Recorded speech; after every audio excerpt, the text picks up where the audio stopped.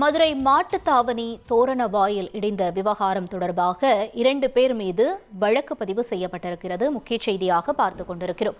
கூடுதல் தகவல்களை செய்தியாளர் ஜெகநாத் வழங்க கேட்கலாம். ஜெகநாத், வணக்கம். முழு விவரங்கள் என்ன?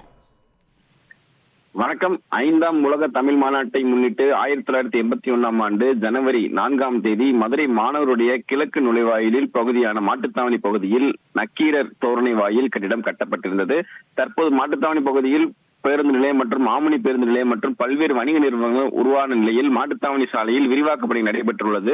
இதனால் போக்குவரத்துக்கு இந்த தோரண வாயில் இடையூறாக இருந்த காரணத்தினால் இதனை இடிக்க வேண்டும் என்று நீதிமன்றத்தில் உத்தரவு பிறப்பிக்கப்பட்டது. இந்த நிலையில் பார்த்தீங்கன்னா மாட்டுத்தாவணி பகுதியில் இருக்கக்கூடிய அந்த நக்கீரர் தோரணை வாயில் இடிக்கும் பணியானது நேற்று இரவு நடைபெற்றது. பணியில் ஈடுபடும் போது தூண் இடிந்து விழுந்த விபத்தில் பொக்லைன் ஆபரேட்டரான மதுரை மாவட்டம் உலகாணி அருகே உள்ள பாரப்பட்டி பகுதியைச் சேர்ந்த நாகலிங்கம் என்ற இளைஞர் உடல் நசுங்கி சம்பவ இடத்திலேயே உயிரிழந்து இருக்கிறார்.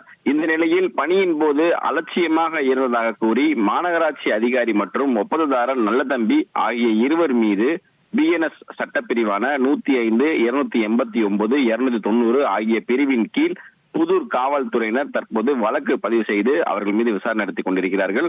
உயிரிழந்தவரின் குடும்பத்தினர் அளித்த போலின் அடிப்படையில் இந்த வழக்கானது பதிவு செய்யப்பட்டிருக்கிறது என்பது குறிப்பிடத்தக்கது. விவரங்களுக்கு நன்றி ஜெகநாத். செய்திகளை உடனுக்குடன் தெரிந்து கொள்ள உடனே சப்ஸ்கிரைப் பண்ணுங்க.